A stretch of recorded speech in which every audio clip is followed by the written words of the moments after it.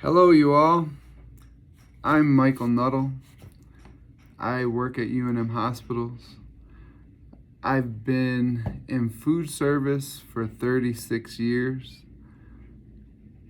And I'm here to talk about mindfulness in regards to how we eat. I know Anthony Flegg likes to leave off the doctor portion of his title in this informal setting of running medicine, but he'll always be Dr. Flegg to me. I want to start off by telling you that this is my own personal journey, and sometimes I'm really good and sometimes I'm not very good, and the whole point is you learn from your mistakes and you continue to be kind to yourself, and you just try to do better for yourself. I want to show you a picture really quick of what I looked like at the beginning. I mean, this journey is a long journey, and so there's pit stops along the way, but I want to show you a picture of me when I started this mindfulness eating practice some 2.5 years ago, when I first met Dr. Flegg. So anyway, give me a second. I want to show you this picture.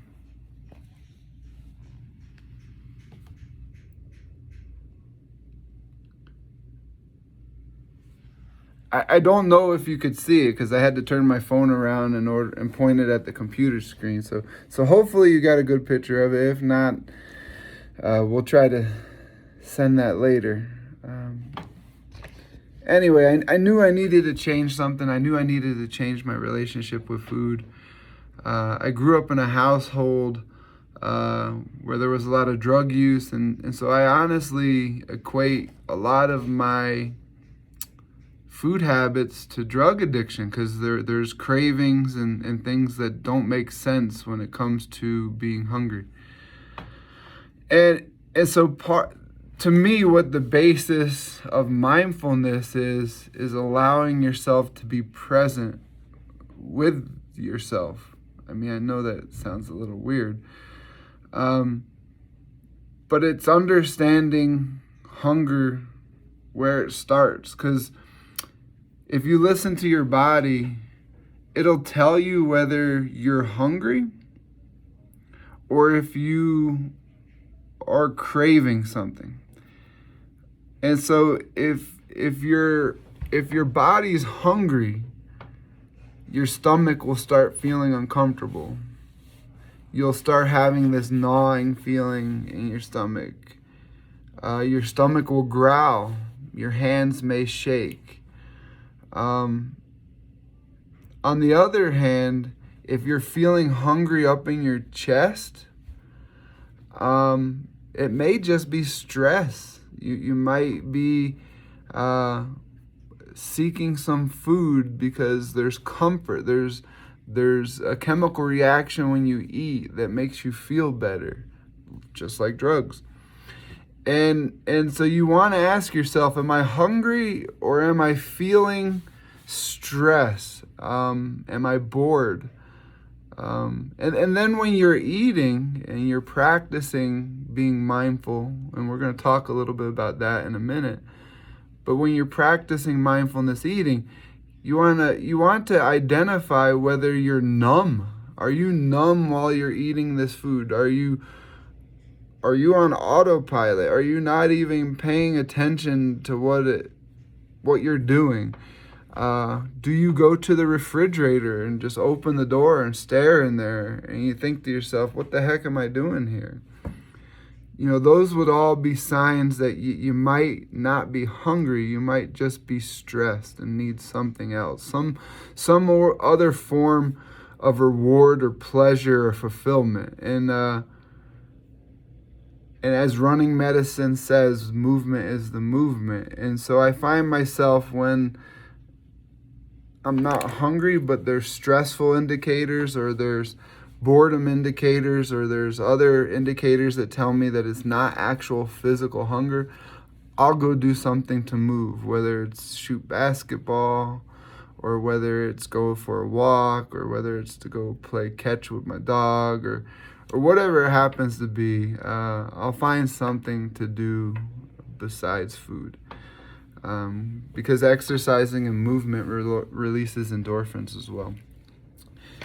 Anyway, getting back to mindfulness in the sense of practicing and eating is allowing yourself to slow down and enjoy your food. There was a point in time where I would frequently, and when I say frequently, I mean every morning, 5 days a week on my way to work, either stop for a burrito, or stop for a chicken biscuit, or stop for a bagel, or stop for a donut. And it wasn't just one. I mean, I was buying 2 chicken biscuits, because if one tasted good, 2 must be better. And through mindfulness, I've realized that's not always the case, because if you take time to listen, your body tells you things. And so look at the food you're about to eat. Give yourself 30 seconds to just enjoy the way it looks, how it smells. What are the sounds you're hearing when you're about to eat? How does it feel when you put it in your hands? How does it feel when you bite into it and chew on it? What are the sensations you feel as you chew? And lastly, how does it feel as you swallow it? Take time to be there and respect the nourishment that you're giving your body.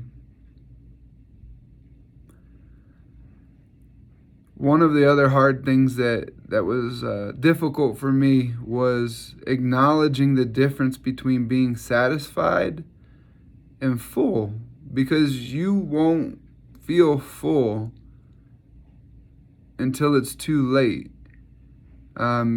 Meaning, if you've ever gone out to eat and you're sitting there and you're like, I'm full, and then 10, 15 minutes later, you're like, oh my God, I ate too much. I feel horrible. So the idea is trying to identify when you feel satisfied and stopping, because in 10 to 15 minutes, you're going to feel very full. So that's a new practice. I think one of the other things that was really, really scary for me was having been in food service for so long, I wasn't sure if I wanted to give up that feeling of being overfull. I mean, I'm being really honest. I'm like, what if I find out that I really like being overfull? How am I going to be successful if I am truly drawn to that stuffed feeling? And I'm going to tell you, on occasion, I still get to that point. But the thing I do is I sit there and I really embrace the feeling. And then I just try and remind myself, hey, this is how you feel when you do that. And so the next time you think you want to do it, remember how you feel today. It's just really interesting how second nature it becomes after a while. I'm running out of time. I'm trying to keep this less than 10 minutes, but it is a practice. You get better at it the more you do it. For me, I have it on my calendar, and so I have it at the forefront of my mind at least 5 days a week. And so on Sunday, I take this to the grocery store, and I start with my meal planning and my meal prepping. And so I do all my meal prep and planning on Sundays. And that allows me to make better choices when I am hungry, rather than going for something easy. I already have something set out, and so this way it's easier for me to stick to a plan. On Mondays, I try to really notice the difference between feeling full and satisfied. On Tuesdays, I emphasize the 30-second pause. So when I sit down with my food, I really just take 30 seconds to think about how good it looks and how wonderful it smells and how great it's going to taste. On Wednesdays, I take time to write down on a little notepad exactly what I eat all day so I can kind of do an inventory of my habits. And then on Thursday, I take one treat. And for you, it might be different. It might be pizza. It might be a cake. For me, I love shortbread cookies. And I had a history of eating 12 and 13 of them because 13 is my lucky number. And so I'd eat 13 shortbread cookies. And so what I do is I sit down and I eat this one treat mindfully. Just like we talked about. How's it look? How's it smell? What's it feel like in my hands? How does it feel when I'm eating it?